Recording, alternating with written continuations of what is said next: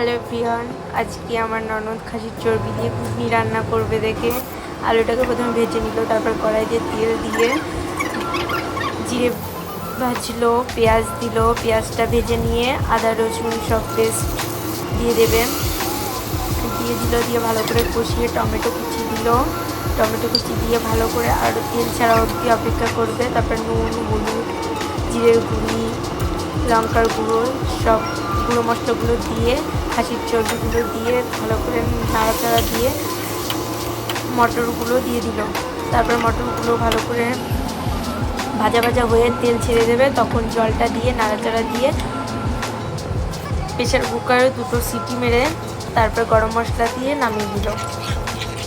খেতে অনেক টেস্ট হয়েছিল। তোমরা এরকমভাবে করতে পারো। Thank you all, love you and subscribe.